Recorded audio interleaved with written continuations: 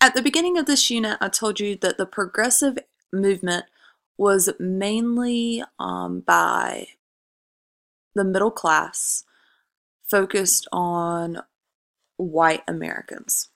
And while that is true, and while most of the successes that came out of the progressive era specifically helped out white Americans, there were many black activists who were doing important work during this time that we are going to talk about. So our essential question for today: how did African Americans fight against racial discrimination during the progressive era?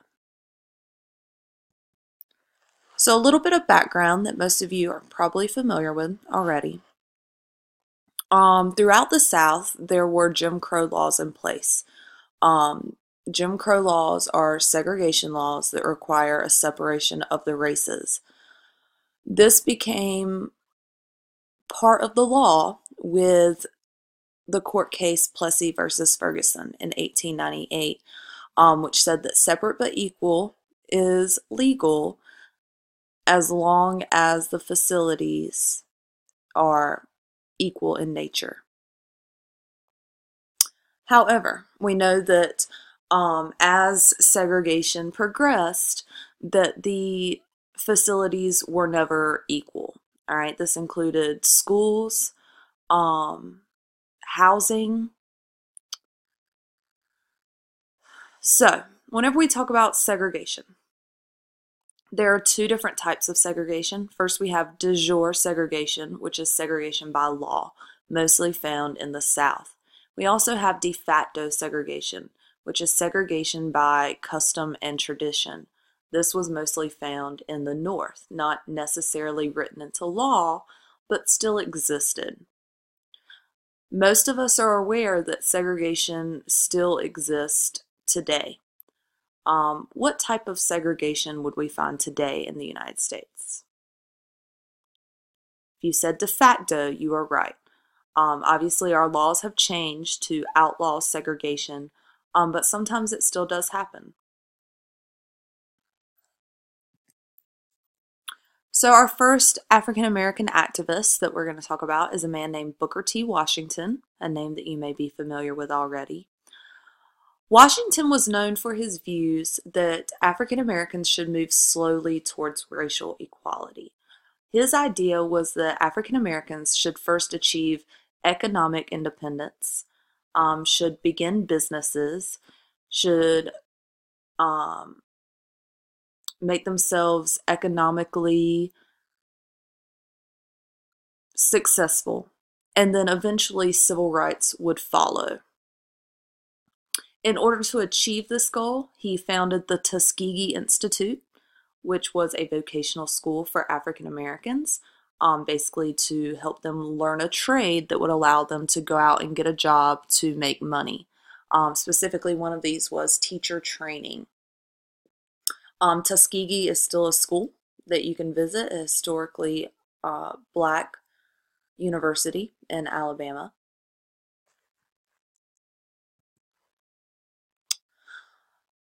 Booker T. Washington gave a speech that became known as the Atlanta Compromise.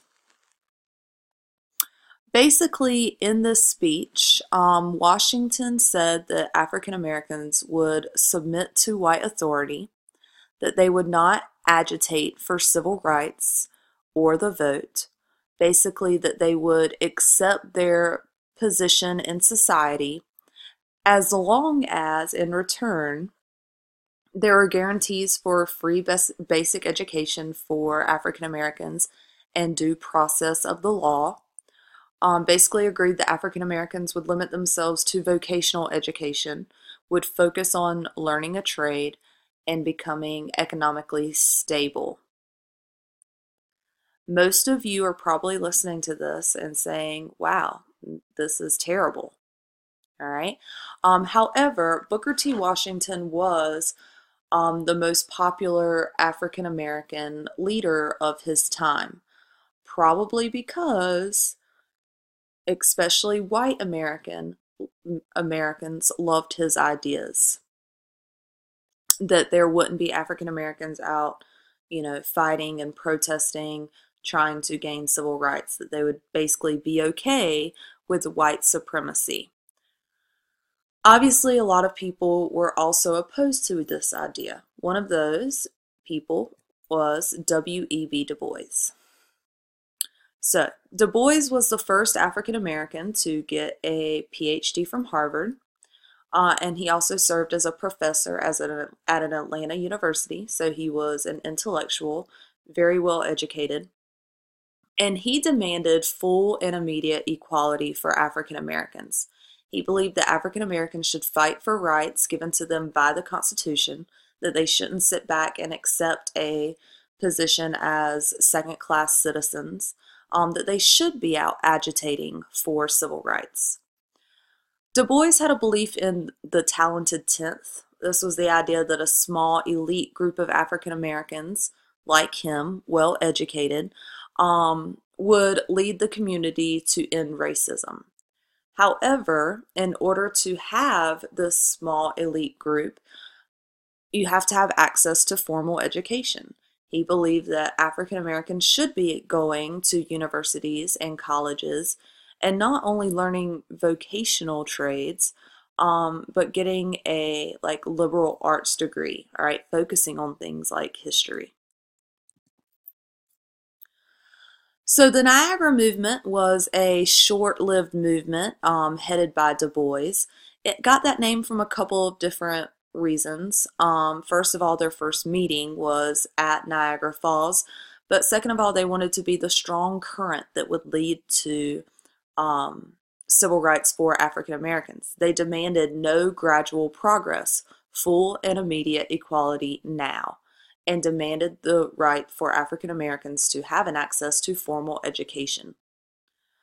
The Niagara Movement didn't last long, but many of the leaders within the Niagara Movement helped form the NAACP, the National Association for the Advancement of Colored People. Hopefully this is a familiar term to you. The NAACP is still around if you're familiar with the Moral Monday marches in downtown Raleigh. Those are led by the NAACP. This group was formed in 1909 to protect black rights. They wanted to abolish segregation and discrimination, as well as fight for equal access to housing and jobs for African Americans. So I told you we would talk about Ida B. Wells again. Not only was she a founding member also of the NAACP, she really was an extraordinary woman. She started out as a teacher. She was also a journalist. Eventually, she owned her own newspaper in Tennessee, and she used that platform, that newspaper, to expose lynching throughout the South. Now, lynching we tend to think of as someone being hung, but lynching means anybody that is murdered by a mob. That they are murdered by a group of people that claim to be carrying out their own form of justice. Ida B. Wells called lynching the Southern horrors of legalized murder, which it was, legalized murder, because most of the people that committed these lynchings never faced any type of consequences. So this fight against lynching became a lifelong crusade for Ida B. Wells. She drew massive amounts of attention to this happening throughout the South. We are going to look at a map that shows lynchings in the United States during this time period that we're talking about, 1890 to 1920. Notice which states have the highest numbers of lynching. Yes, the Deep South. If we come over here, we see that lynching was not something that only happened to African Americans, but when we compare the numbers between the amount of white people being lynched and the amount of African Americans, obviously it affected this population much more. So basically what would happen all throughout the South, there would often be a lie told on someone that, they had attacked or attempted to rape someone. And that would cause a mob to, go out and drag this person into the middle of nowhere and proceed to murder them. Lynchings did not stop in 1920.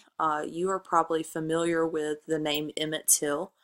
Emmett Till was murdered by a lynch mob, a very small mob of only two men, but his death could be counted as a lynching. So this is a problem that is going to plague particularly the African American community for decades. Another leader that I'm sure that you are also familiar with is George Washington Carver. He was a teacher at Tuskegee, the school formed by Booker T. Washington. And while we mostly remember him for discovering peanut butter, that's actually not what he did. He did not discover peanut butter, but he did discover hundreds of new uses for the peanut. A couple of examples would be ink, mayonnaise, shaving cream, but like legitimately hundreds of new uses. And the reason why this was so important is because it helped end Southern dependence on cotton. You've taught in previous American history classes about how reliant the South was on cotton. And anytime a cotton crop didn't do well, then that meant economic ruin for the South. And George Washington Carver's work as a scientist at the Tuskegee Institute helped discover all of these new uses and made the peanut much more valuable.